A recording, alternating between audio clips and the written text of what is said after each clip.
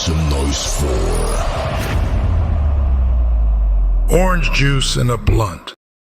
Whoreson, the story of a ghetto pimp.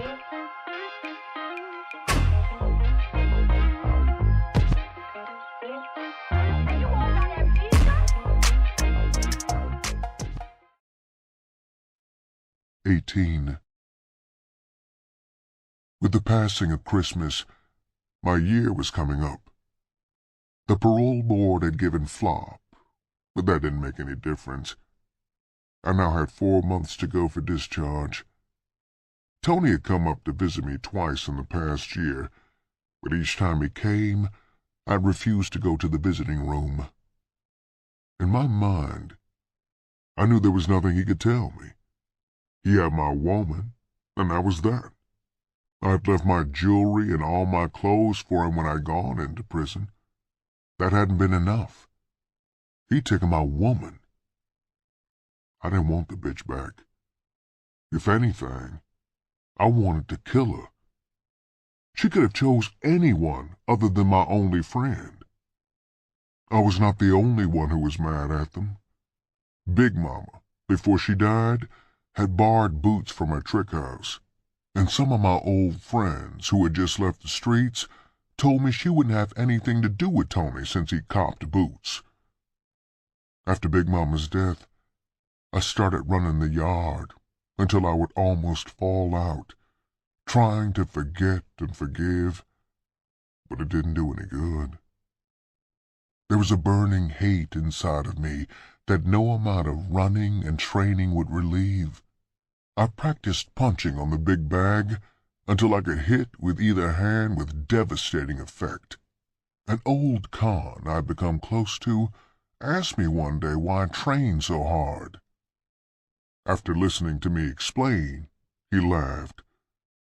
"Listen, Whoreson," he said, "you got too much on the ball, boy, to go out and resort to violence. If you gonna be a player, you got to act like one. If Tony stole your woman, fighting him about it ain't the answer.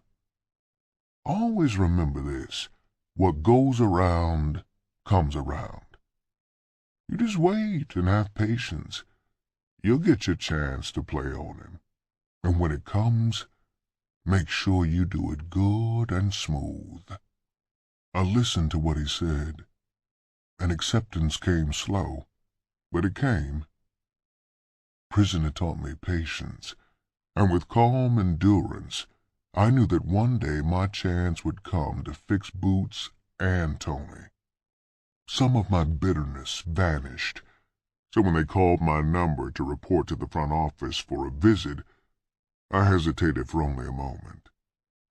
Since I didn't have any kinfolks, it couldn't be anybody else but Tony.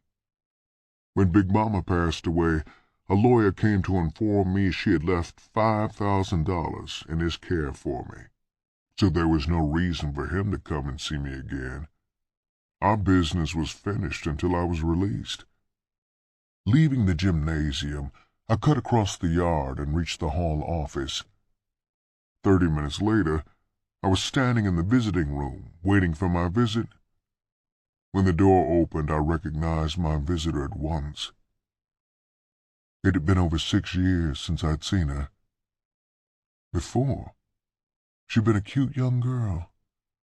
Now she was a very attractive young lady. I opened my arms, and she stepped into them as though it were the most natural act between us. When she tried to speak, I smothered her words with another kiss. I held her by the shoulders and looked down at her with genuine pleasure. "Janet, how good the gods have been to you. Surely you know you have become a creation of art," I said graciously. Her laughter was soft and gentle. "My Whoreson, what have they been teaching you in this place?" It was like the opening of a floodgate.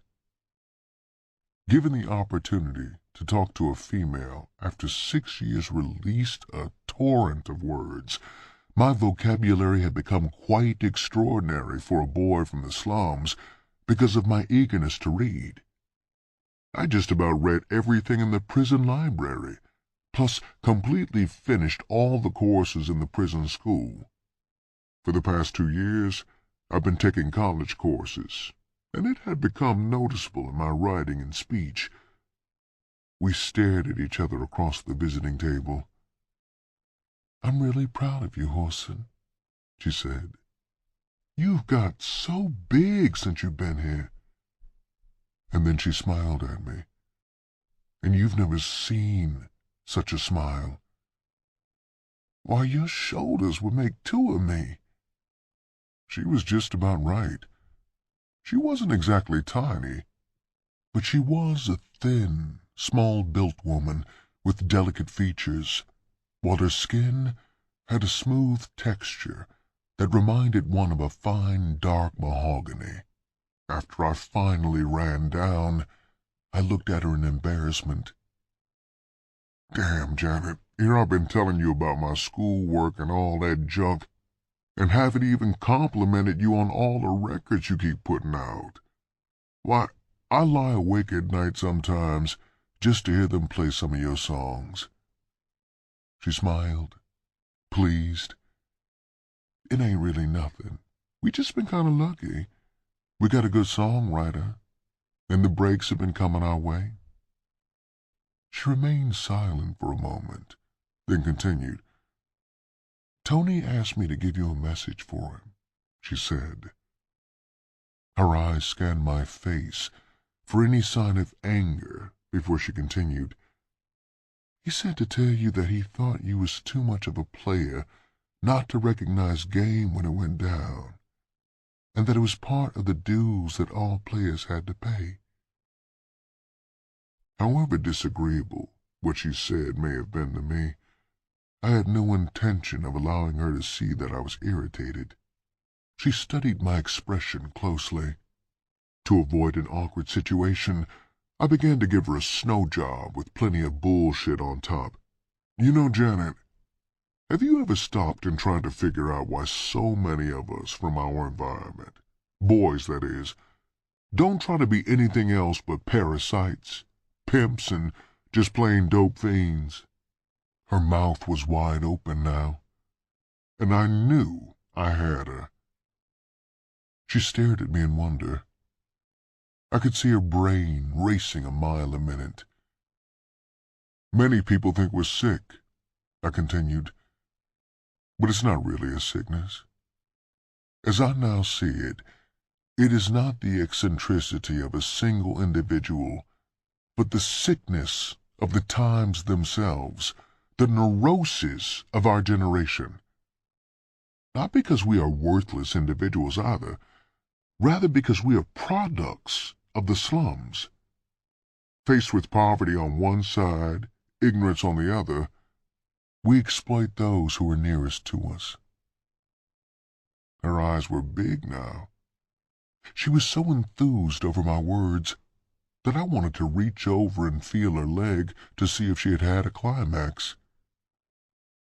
"Oh, Whoreson, this prison term has really done you good. I wouldn't have thought that I'd ever hear you talk like this. What you're saying really makes sense." This had been the first time I'd been able to try out my new vocabulary on anyone other than cons or guards, and I could see what some of the smarter prisoners had said was true. If you used good diction, you could con a bee out of honey. She was so naive that I couldn't help but amuse myself a little more. "Yes, I do have a much broader outlook on life than I had when I entered this institution, but now, back to my original line of reasoning. Now, don't misunderstand me, Janet. This is not an attempt to disguise or to palliate this widespread sickness that pervades the black ghettos, but rather an attempt to try and understand why. Why is it that so many of the youth of our generation have no higher goal in life than to be pimps?" "Oh, Whoreson, I'm so proud of you." She hesitated for a moment, then went on. "When I first came to this visiting room, I had decided not to tell you something, but now, after listening to you talk, I feel as if I could tell you without being frightened of what you'll say." The smile that I forced was fictitious. The last thing I wanted to do was smile. I had a premonition that whatever she had